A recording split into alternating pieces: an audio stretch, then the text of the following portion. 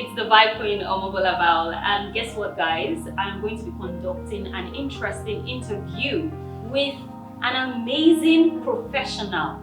Before I let you know what his name is, I'm conducting this interview for the UK-based magazine, UncutXtra Magazine, the latest edition themed health and beauty.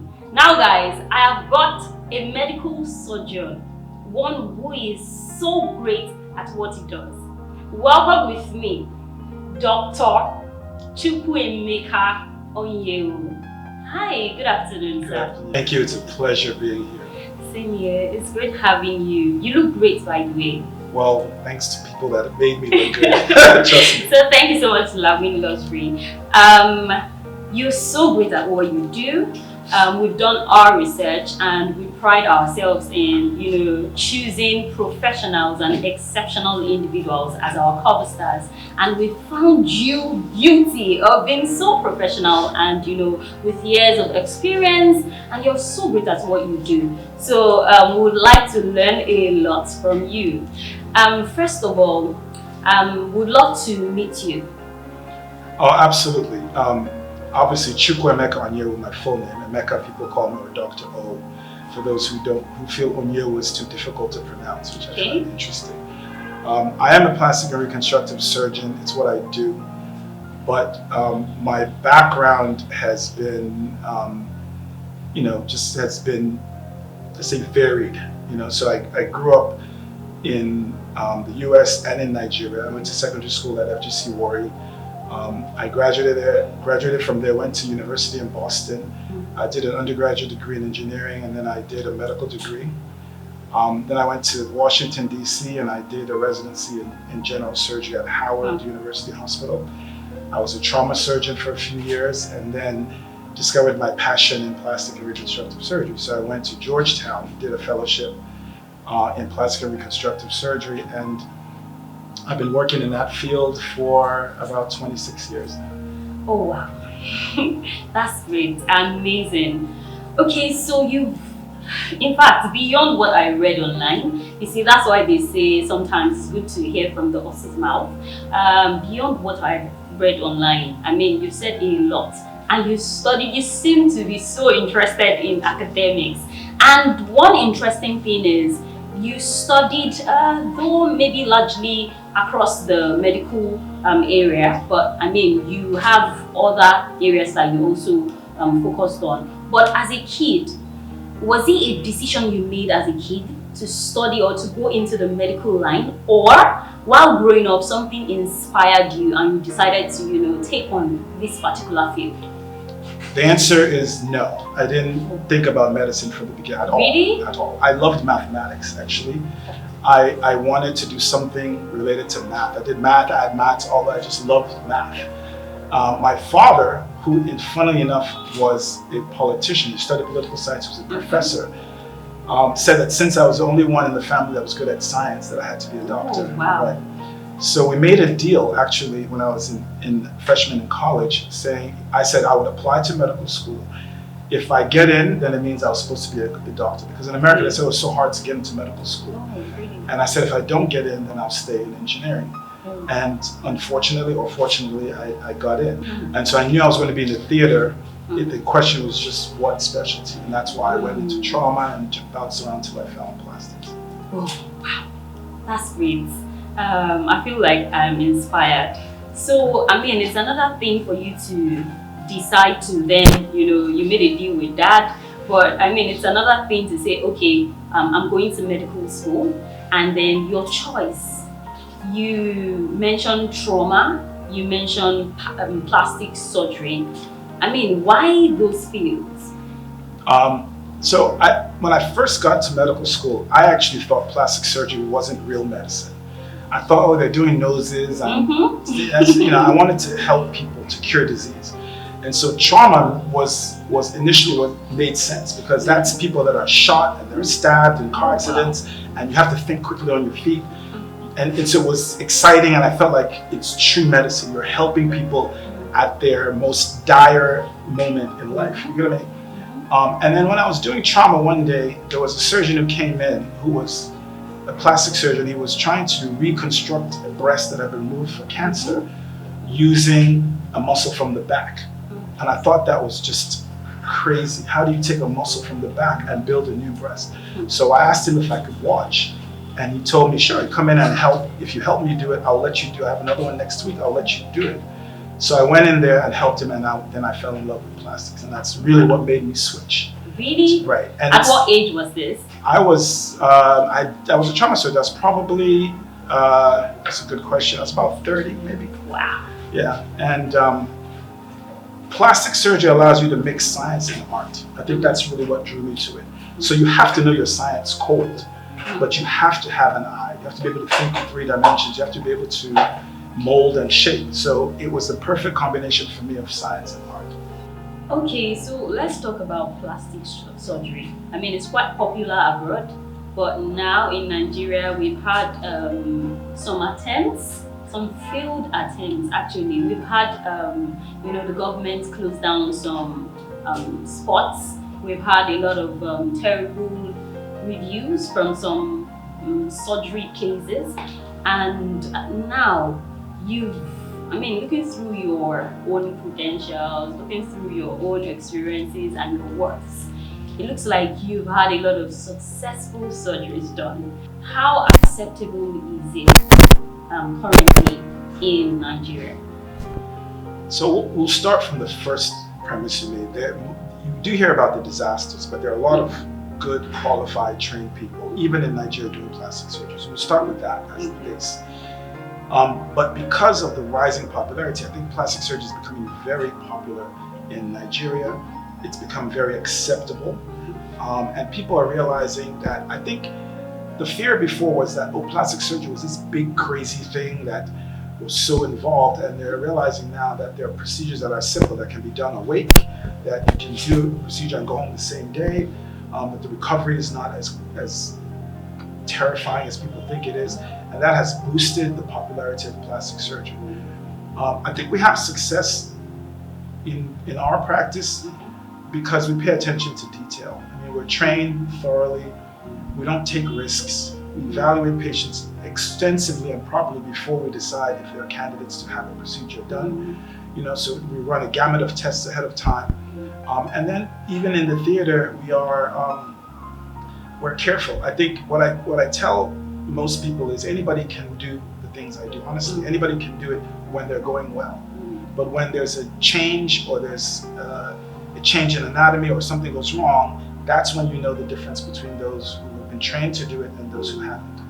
And that's what you want. You want somebody that if there's an abnormal anatomical part, I can recognize it immediately and say, okay, this is different. Let me do something differently, right? You want somebody who knows, okay, these are the danger areas that you need to be very, very careful. Stop, slow down, be careful. And these are the areas that you can go through easily. And I think that's the difference. And that's why you see complications with certain people and with others you don't. Because those who are trained well know when to be careful and when to run free. Amazing. Wow, that's rich. Okay, so you schooled, for the most part, you schooled abroad. That's correct. I mean, I would have thought you'd just say, you know what, let me just stay back here and, just start up my business here. But you decided to come back home. So what influenced your decision to come back home, to bless us, really? Because, some people cannot afford to travel, so they just come down here since you're good at what you do. So what influenced your decision to bring it home? So, it's a good, interesting question. My father gave all his children, all 8 of us, only Igbo names. No English name, exactly. Oh, wow. And I think he did it, I look back at it now, it was a wise decision, because he wanted us to never forget where we're from, okay? It's easy to forget where you're from if you're abroad or you're making money, you're doing well, but we should never forget where we're from. And I think what has driven me, and I'll get into why I came back, is that there's nothing that I did personally that gave me the luxury of studying abroad and having that opportunity. There's nothing, I didn't earn it. There's nothing I did specially. It's by God's grace, So I think when you're given that kind of blessing, you're obligated to return it because you did nothing to earn it. You get what I'm saying? We started doing medical missions in 2003. where I was approached by a lady at Howard University Hospital who was in charge of the international department. And she said, hey, I want to do a mission. I know the governor of Imo State, he's supportive, let's do a mission. 6 of us went. We did a medical mission, where the theater didn't even have a bed. Oh, wow. Yeah, they called it a 30-year bed. We organized the bed. We did 16 operations that week. Wow. And it changes your life. When you do something like that, it changes your life. So from 2003 to 2011, we did 19 missions to Nigeria. So we went to Ekiti, Kaduna, Kano, Owerri, Port Harcourt, all over the country. We got volunteers from America. We were doing missions. We even had a mission with 52 volunteers from America flew out here, right? And it was during these trips back and forth, we're doing 2 a year, that I realized that, I had to come back. I had to contribute my quota, is the best way to put it. And the missions are nice, but we come and we go, and then life goes back to normal. So by establishing a practice here, I'm able to have a footprint here and make some changes and try to make a difference in whatever little way I can. Wow, great. God bless you for this. Okay, so you mentioned now that you've been on about 27 missions, and I know this cuts across Africa, Europe, and the likes. So I'm sure that you've, just like you said earlier, that people push forward the negatives, like, the failures, people push that out there more, and, their successes, right? The same way, I know that you must have faced quite a number of challenges, especially deciding to, do something like this in a country like Nigeria. Please, can you share with us, some of the challenges that you faced, as a plastic surgeon in Nigeria? I mean, how much time do you have? Because they're quite a lot. There are a lot. I mean, I won't even go into the technical, like just setting up a practice and an office and all the hoops you have to jump through. And, we're accredited by Lagos State. We went through all the hospital management board because we wanted to do it properly. And there are a lot of hurdles there. And there are a lot of people that are not necessarily trying to help you. You have to kind of stick with it. So those are hurdles, but I think everybody goes through those hurdles. I think the hardest challenge that I've had is in getting support. And one of the most difficult cases I've had, and normally when things are going smoothly, you don't think about it. It's like, oh, everybody's smiling. But there was a lady we operated on the first time. She had a big hernia in her belly. We put a graft, and the graft failed. And then we came back and operated again, and the second time it failed, And so at this point, you're like, well, we're doing everything that we know. It's at those points that you feel like, well, maybe I'm not even supposed to be here. I'm putting everything into this and it's not even working. And I think what brought me out of that is the support from some colleagues. I think here in Nigeria. Wow. Here in Nigeria, there was an anesthetist, there was a gynecologist, and there was a general surgeon. I called the general surgeon, he's a friend of mine. I ran this by him. He's like, well, let's talk to this other guy we brought in. And then we ended up operating on her the third time, all 3 of us in the theater, and she did well. So I think sometimes when we're running, we feel like the journey is just ours and we depend on our strength only. But I think, like they say, if you want to run fast, you run alone. If you want to run far, you run with people. Yeah, I think that was a moment where I realized that it's nice to have some friends and some colleagues in the field that you can trust and depend on, and that will help you, it will hold you up during these difficult times. Wow, interestingly, I have a question here which you've just answered. I was going to ask you that. Have you ever come to a point where you were at that breaking point? You were at that point where you were like, wait, am I even meant to do this? And I wanted to also ask that, what kept you going, but I think you've answered that. Yeah, that was the point. so you're saying that teamwork. There was one other incident. There was a patient I did, and funnily enough, it was what would be considered a frivolous procedure, like liposuction or something, just make her belly flatter or something. And she was getting her follow-up visits by the nurse and checkup. She was doing very well, but she insisted that she wanted to see me. And of course I was irritated because I'm busy. I'm like, there's nothing wrong with you. Why do you want me to come see you, right? And the only reason she wanted to see me was to thank me. Oh, really? Wow. Okay. So yeah, that's the stuff that keeps you going. The appreciation from the, the people that you work on. Yeah, who you don't think necessarily, would do it, unexpected gratitude. Okay, all right, thank you. So my next question is, we know that we've heard a lot of types of plastic surgeries, and we know that some are very popular.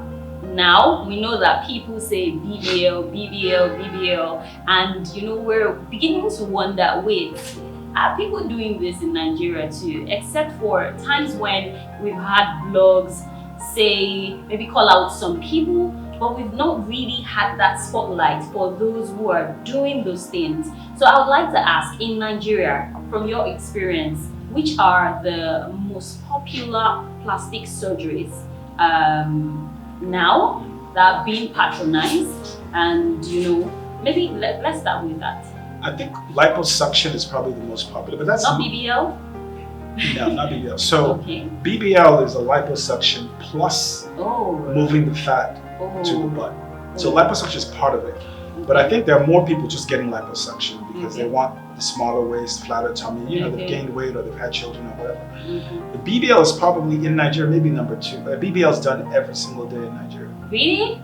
Every single day. The BBL wow. is being done. They may not talk about it. I think we're not quite where everybody's comfortable talking about it, but the BBL is done every day. And because I think Nigerians in general are gifted with shape as genetically. And so I think my theory, and this is just my theory, is that because there's so many women who naturally have a good shape, if you feel your shape is not up to par, then there's pressure on you to do something to get there. And I think that's why I do it, because the BBL is done every day here. Oh wow. Okay, so let's talk about this, because it's quite popular and we've heard a lot of rumors, but we have a professional, so why not just get informed? So people say, apart from the fact that it costs a lot, it's not just the on the spot operation or surgery, that there's a maintenance procedure to some of the surgeries. How true is that?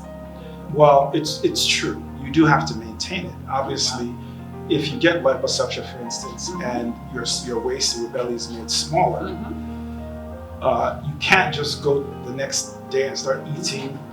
If you consume more calories than you burn, you're going to gain weight. Now, you may not gain it where the fat was removed, because you can't make more fat, but you'll gain it somewhere. So if you have a certain shape and then you gain 20 pounds, that extra weight has to go somewhere. It could go to your arms, your shoulders, your butt, your hips, anywhere that you have fat cells. So the shape that you thought you had when you got off the operating table can change if you don't maintain it. So diet and exercise, and I would even say diet is probably 75% and exercise is 25%. You can't exercise enough to compensate for a bad diet. You can't. But do they still have to come to the hospital to do some checkups? Well, after your initial procedure, you'll probably be followed by us for about a month. You'll come maybe the first week, second week, then we'll stretch it out, we'll see you at a month and about 3 months. But you don't have to necessarily come back for more procedures. It's just a checkup and make sure that things are healing the way that they should heal. Yeah, it's rare that you need a second procedure. So how expensive are surgeries, plastic surgeries in Nigeria, especially? They're expensive. I think that originally they were tied to the dollar value for the same procedure if you had to travel abroad. And as the Naira fluctuates, then the price will fluctuate. I think in a BBL now, honestly, I don't have an idea exactly how much they charge. But just give us an idea. But I think you'd expect to spend probably 4 to 6 million Naira. Oh wow. Somewhere in that range. Oh wow. And you said it gets done every day in Nigeria. Absolutely. There's money in this country. Okay, so going through your works, your biography, I came across a certain interesting quote that I think you love, which is that in your profession, you have to be a person first before, and then a doctor second. And that's interesting because, we've had a lot of people talk about people in the medical profession saying that, some people say, these people even have a conscience because they look like they've seen it all, so they don't get moved by situations. So it's interesting to see or have somebody in that field say something like that or love a quote like that. So judging by that quote, I'd love to ask if you have certain maybe CSR projects or like what is CSR? Okay, let me rephrase that. Like a package for vulnerable individuals. Maybe people who want to perform plastic surgeries, but they do not have enough. So maybe you have like a CSR project, like a community, project where you say, okay, there's a discount for this period, or we have, something like that. Well, to the quote first, I think to be a doctor, you don't have to be a person. To be a good doctor, you have to be a person first, because you're dealing with people. You're not dealing with machines. It's not your car. It's not your floor. These are people. And you have to have a certain amount of empathy. Now, a lot of us are trained as surgeons not to get too emotionally involved because, you're dealing with life and death and everything doesn't always work out. So you can't have somebody operate and there's a problem and you start crying in the theater.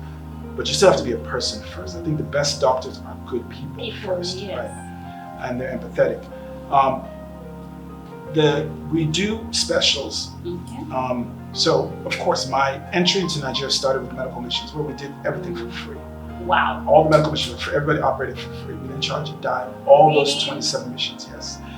And that was our way of giving back. So, but we were not doing cosmetic per se. Obviously, we're not doing BBLs and things like that. Of course. Why would you want to do that for free? Right. But for the cosmetic patients, we do once or twice a year, we'll run specials for those who cannot afford your standard prices. So, for instance, somebody wants to get maybe a flat tummy or do a BBL procedure, the person can get that for free? No, not for free. We'll run discounts for those, right? Okay. So maybe it could be, and sometimes we run as high as 50% off. Oh, wow. So half price specials, we'll do it for a month or two, and try to get the service to people who ordinarily would not be able to afford it, right? Because it doesn't have to be an elite procedure only. But for the reconstructive, so things like cancer operations or tumors or cleft lip and palate and things like that, where there are always times where we do missions where we do them free. And we're working on a project now actually to have all children, I think we had said 12 and under.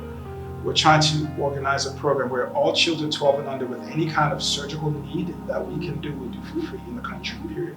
And we'll just bring experts from around the world twice a year and we'll do them for free. Because the children are our future and we have to keep that in mind, right? So that's what we're working on now, and hopefully we'll be able to come back and tell you when it's operational. Okay, that's amazing. So talking about, I know that I feel like doctors are very strong people because they see a lot, but from your experience, has there been, I know you told us, you shared one with us, where you had to get your colleagues to assist, but was there any, apart from that, any complicated, situation that you found yourself and, it was so difficult to just pull through that situation and maybe you just found your way out of it somehow? I think to do what we do, to open up somebody's body and close it, do something, close it back, you have to have a certain mentality. You really do. If you don't have it, you won't be able to do that. And that mentality is, for every problem, there's a solution.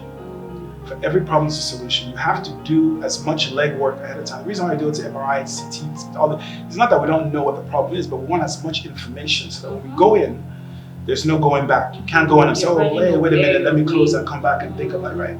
And you have in your head, if I see A, then I'll do this. If I see B, if I see C. So it's rare that you're going to open someone up And that has happened, that you open up something and be surprised. It's pretty rare. Oh, wow. But it has happened. And you know, by surprise, sorry to cut you, yeah. by surprise, do you mean that, you know, you initially opened to operate on something else and then you found out that this person has something else? Absolutely. Oh, wow. Absolutely. It happens. It happens. It happens. You So go how in. do you deal with situations like that? Especially because I'm sure each procedures have a cost. So, you know, you probably charge this person for a certain amount for a particular surgery, and then you get in, you see another one, double wala. So what's the situation always like? You know, it's interesting. A lot of doctors will separate like the money from the work because you have to. So if you go in and you see something, so let's say I go in to do a tummy tuck, for instance, and I find there's a hernia that we didn't discover because the fat was too thick to see. It'd be crazy to do your work and come out and not fix the hernia. You can't sit there and worry about, oh, is there money? Should I call the parent? Should I wake her up? Should I call it? You don't do it. You fix what's there, and then you worry about the rest later. Yeah. You have to do what's right first. Yeah. And when you do that, then usually you're blessed. You don't have to worry about the rest of those things come. Your kind is rare because it doesn't happen often. Yes, so it doesn't. Thank God. It doesn't, Right? especially in Nigeria. It doesn't, because we've had people share their experiences where, you know, initially they probably made like a payment, and then there are complications along the line, and everything has to be stopped. We've heard a lot of people share how they lost, you know, loved ones because they were not able to probably get some funds which they didn't plan initially. So that's really beautiful of your brand. Yes. You know. Okay, so talking about your achievements, because there are a lot actually, but you know, sometimes people probably feel like this is your greatest achievement, but you know that you've set a mark for yourself, and only you can tell your greatest achievement. So out of your many achievements, which will you regard as your greatest achievements so far? My kids. Really? Not even work? Not work. Oh, kids. wow. Kids. Yeah, because you can't take it for granted. You're not guaranteed.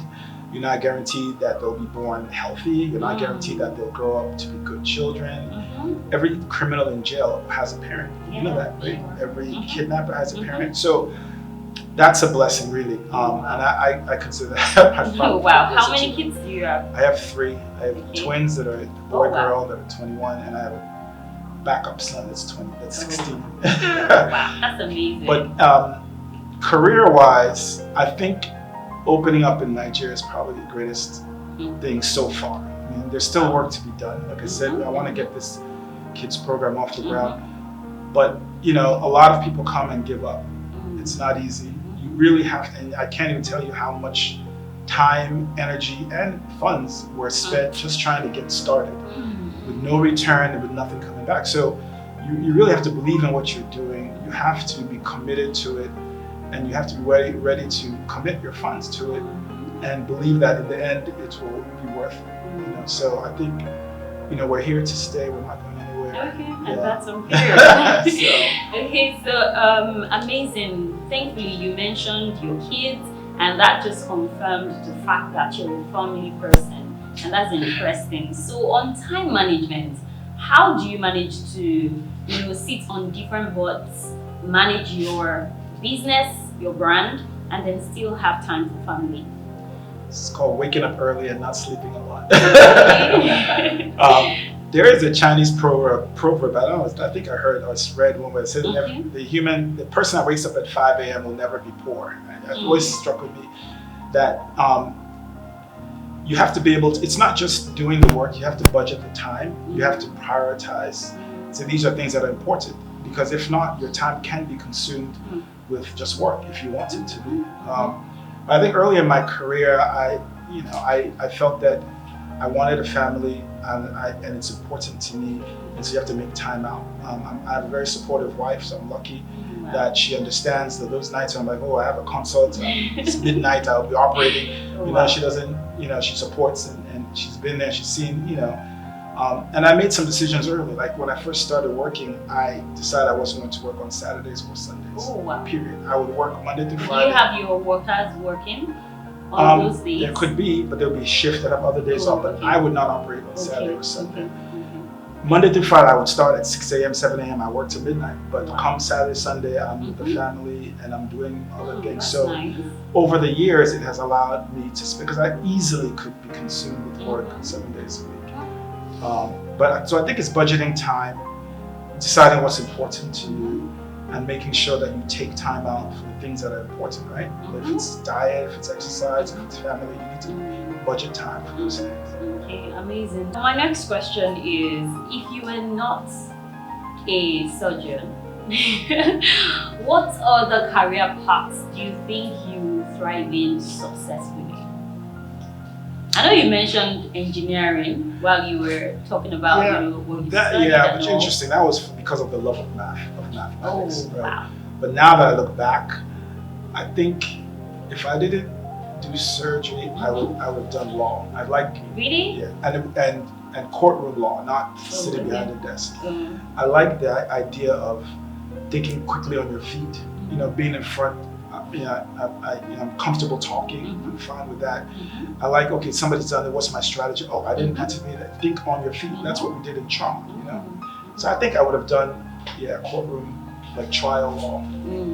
Amazing. Okay, so would you allow any of your kids, go this line if they want to? Of course. I mean, I think medicine is a calling. If you feel you're called to it, then 100% I will support it. Okay, amazing. So for your brand, just like I said, we've heard a lot of negativity about brands that are into plastic surgery, and the reason why some people would rather fly abroad to have surgeries done. But I mean, you've said a lot and it's quite convincing. So would you say for your brand you have a spectacular selling point? And if yes, what would you regard as your brand selling point? So I'll put it in the order that I think is important. Okay. I think the most important thing in our brand is that we are people first, and that Very we take important. and that we really listen to each patient and we consider what's best for them. We advise them. If surgery's not right for you, I won't do it. I'll tell you. Absolutely, I'll tell you. I give them options. How much the person is willing to pay. No, because there are 200 million people in Nigeria. There's plenty of people who need surgery, right? Or who need it. So I wouldn't do that. I would send you, refer you somewhere else if that's what's in your best interest. And I insist on seeing my patients after surgery myself. Which can be inconvenient, but I think it's part of that personal touch. I think that's the most important thing. Other people think that, the fact that we're trained in America, all equipment came from there. Anything I do in my office in America, I do here with the exact same equipment, exact same training, so you can fly abroad or you can come here and you can get the exact same procedure done the exact same way. Amazing. Okay, so for your brand, what are some future goals, maybe like some 5-year plan that you've got for your brand? We want to make it more accessible, I think is the most important thing. We need everybody to know that these things are available, and we want to make it affordable, however which way we can. And some of that will mean that some of the things that we source outside the country, we need hopefully to be able to source them inside. So some of the garments, some of the equipment, tools, supplies that we have to import, if they were made locally, it would bring the cost of providing the service down and probably make the service more affordable to people.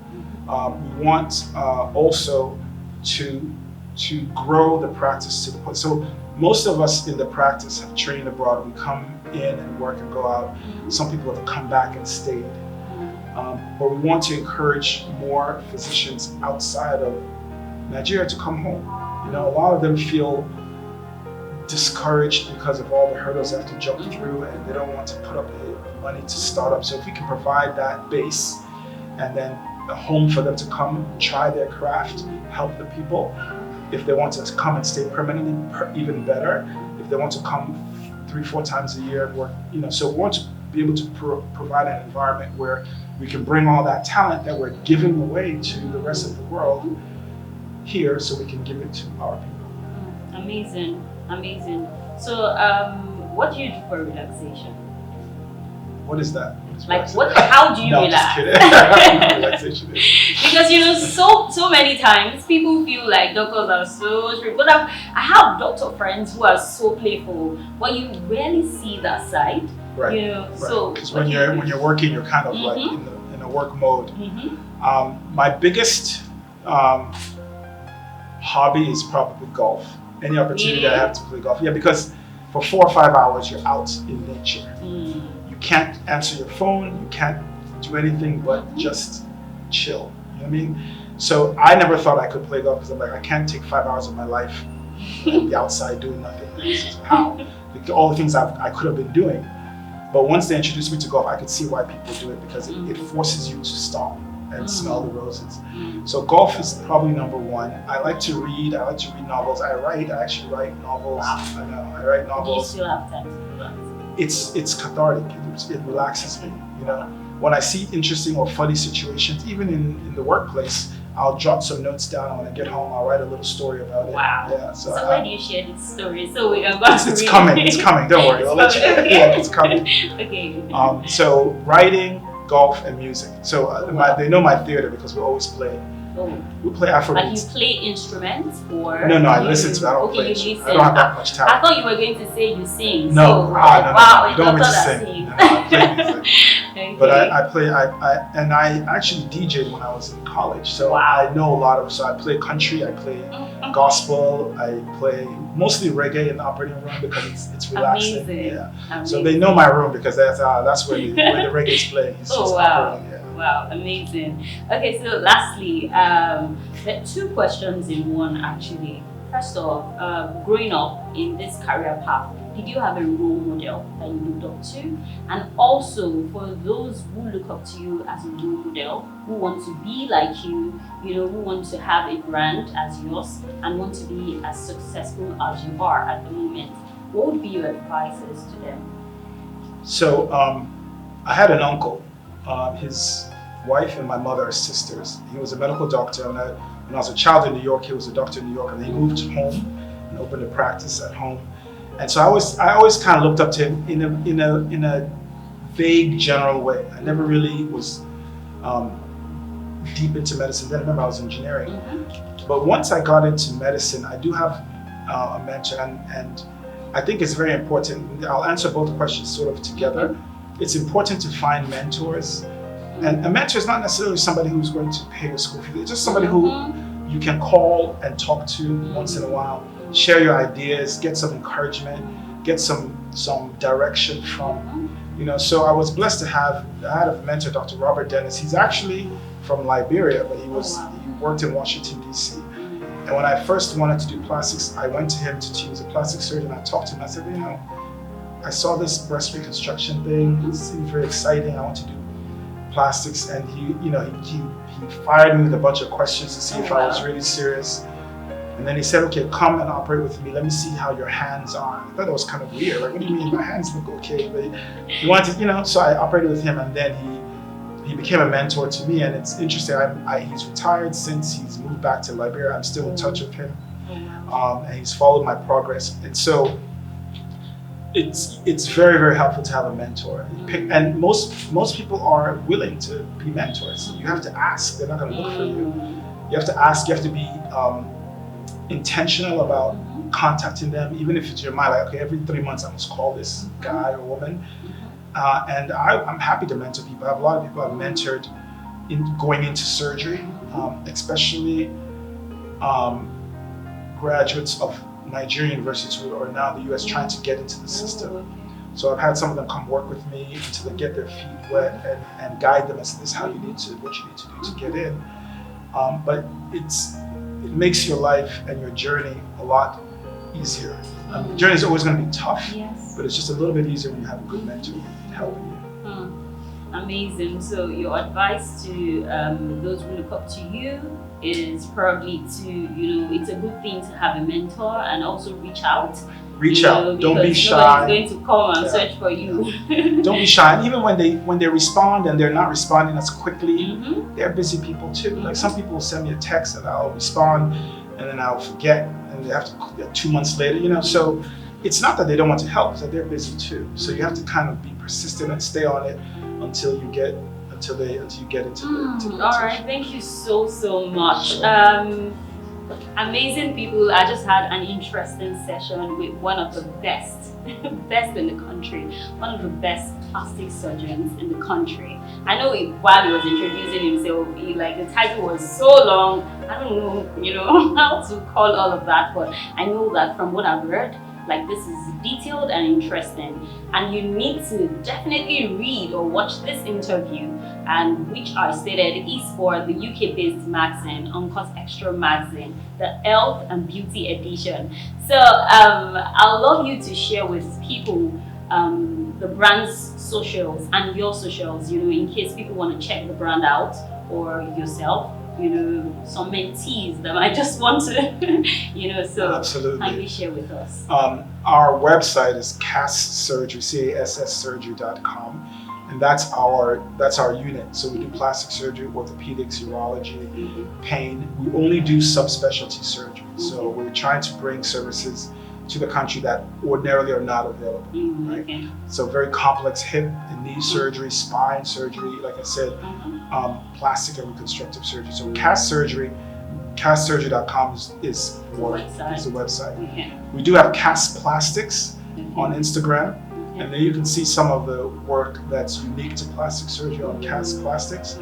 We have The Real Dr. O, so this is the real dr.o, The Real Dr. O.